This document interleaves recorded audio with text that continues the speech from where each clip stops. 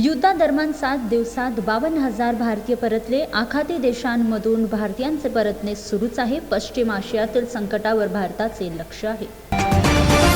मुंबईतील खार सबवेजवळ महिलांचे गुप्तपणे चित्रीकरण करताना एका तरुणाला जनतेने रंगेहात पकडले. जमावा नेत्याला मारहाण केली आणि खार पोलीस ठाण्यात त्याला सोपवले.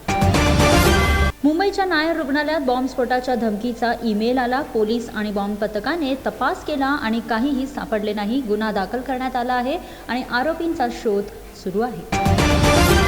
इस्रायलने इराणी तेल प्रतिष्ठानांवर आता क्षेपणास्त्रे डागली. 3 डेपो आणि 30 इंधन टाक्या नष्ट केल्या. इराणने 5 देशांवर हल्ला केला आहे. 6 महिने युद्ध लढणार असल्याचे सांगितले आहे.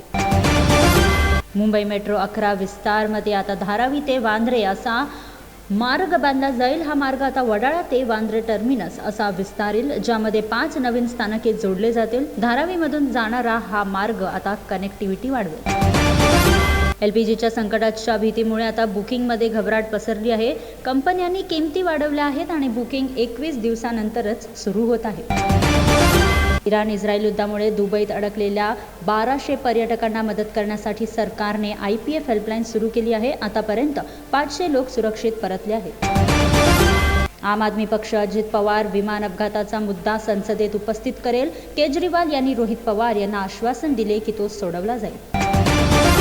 मुंबईतील गोरेगावमध्ये सकाळी 9 वाजल्यापासून बुधवार 10 मार्चपर्यंत पाणी पुरवठा होणार नाही. GMLR प्रकल्पाच्या कामामुळे BMCने ही कपात लागू केली आहे.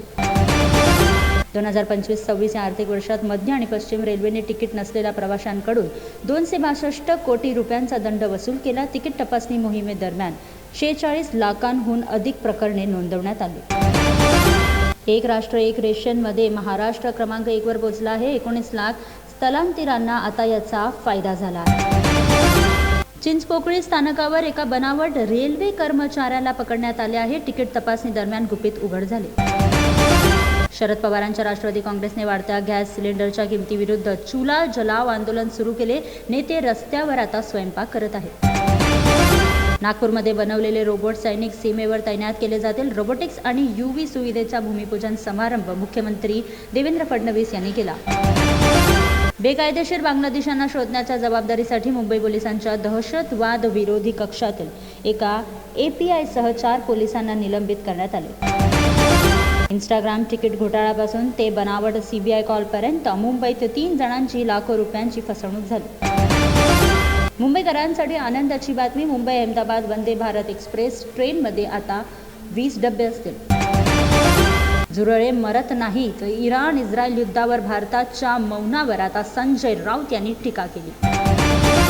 महाराष्ट्र काँग्रेस सोमवारी कळमनुरी ते हिंगोली असा भव्य मोर्चा काढणार आहे. व्यापार करार आणि शक्तीपीठ महामार्ग विरुद्धच्या या निषेधामुळे आता वाहतुकीवर गंभीर परिणाम होण्याची शक्यता आहे. ब्रिज कँडीच्या रहिवाशांनी मुंबई कोस्टल रोडवर बांधल्या जाणाऱ्या म्युझिकल रोड विरुद्ध तक्रार दाखल केली आहे. जयहोच्या आवाजाने त्रस्त झालेल्या 650 कुटुंबांना दिलासा देण्यासाठी BMC आता नॉईज ऑडिट देखील करणार आहे.